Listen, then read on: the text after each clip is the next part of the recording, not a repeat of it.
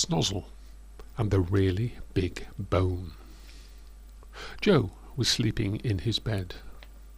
The moon was shining in the sky outside, and there was not a sound to be heard in the house, not even a little mouse. Snozel was sleeping in the bottom drawer of the kitchen dresser. He did have a basket once, but it had an accident with a tin of paint when Joe was painting the kitchen. In the middle of night, Snozel was suddenly awoken by a strange noise.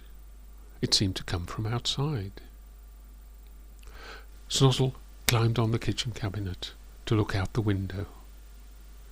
As he looked, he saw at the end of the garden some lorries were moving down the road very slowly. First one lorry, and there was a bump. He'd heard about this. They were moving exhibits to the new museum across the town.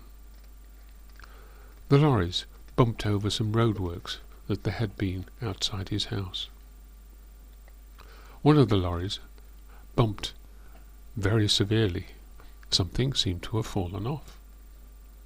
Snozel decided to go and investigate. He squeezed through the little cap flap out into the garden. Nobody knew he could get through the cap flap. It was his little secret. Snozel jumped up and looked over the garden fence into the road outside. He could not believe his eyes. There, in the middle of the road, was the biggest bone Snozel had ever seen. Excitedly, he went to tell Flatfoot Faraday, who lived in the garden in a large kennel, the dog from 2 doors down. With the help of Flatfoot Faraday, Snozel pushed and Flatfoot pulled on a piece of rope they'd managed to get around the bone. They pulled it into the garden behind some shrubs. Even hidden behind the bushes, news of the big bone soon spread to all the dogs in the street. Snozel said there was enough for everybody, and they would have a party and all take a bite. After a count of 3, everybody was lined up behind the bone, ready to take the big bite.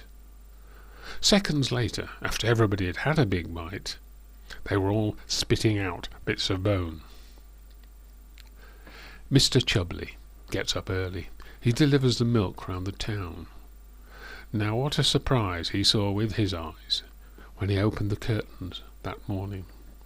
A collection of dogs were washing their mouths out in the pond at the bottom of his garden. Snozel pushed the big bone back into the road where it had come from.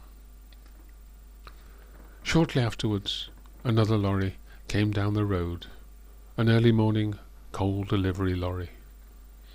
It ran over the bone. It seems it was not a real bone. It was a museum bone, and it had been made out of plaster. The lorry had crushed it to pieces, and there was just a white dust on the road. On the evening walk that evening, Joe noticed the white powder all over the road, and wondered what on earth it could be. Snozel, of course, said nothing.